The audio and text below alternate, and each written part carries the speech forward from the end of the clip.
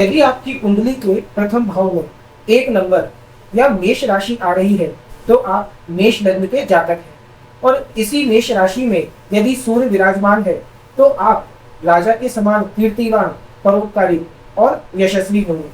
आप स्वतंत्र विचारों वाले होंगे और आरोग्यवान होंगे। साधारण परिवार में जन्म लेकर भी आप उच्च पद को प्राप्त करेंगे। आपको सिरदर्द की शिकायत रह सकती है। यदि इसी भाव में सूर्य के साथ चंद्र विराजमान है तो आपका जन्म अमावस्या के दिन प्रातः 6 बजे से लेकर 8 बजे के मध्य हुआ होगा। यदि इसी भाव में सूर्य के साथ मंगल विराजमान है तो यह स्थिति रुचक नामक योग का निर्माण करती है। इस योग के कारण आप राजा के तुल्य होंगे और विधायक, सांसद, मंत्री या श्रेष्ठ राजनीतिज्ञ हो सकते हैं। यह युक्ति प्रबल राजयोग कारक होती है।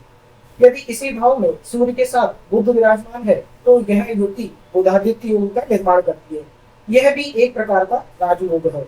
यदि इस भाव में सूर्य के साथ भाग्येश गुरु बैठे हुए हैं तो यह आपको एक भाग्यशाली जातक बनाएगी।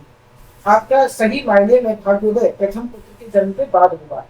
यदि इस भाव में सूर्य के साथ शुक्र विराजमान है तो आपकी पत्नी सुंदर और सुशीला होगी। यदि इसी भाव में सूर्य के साथ शनि विराजमान है तो यह स्थिति नीच भंग राजयोग का निर्माण करती है और इस स्थिति के कारण आप विधायक, सांसद, मंत्री और राजनीतिज्ञ हो सकते हैं। सूर्य के साथ राहु का यहाँ पर होना विद्या में बाधा डालेगा और किसी भी राज्य कार्य को करने में आपको अड़चने आएगी। सूर्य के साथ केतु यदि यहाँ पर विराजमान है तो आप एक तेजस्वी वक्ता होंगे। इसी के साथ यह स्थिति आपको पराक्रमी भी बनाती है।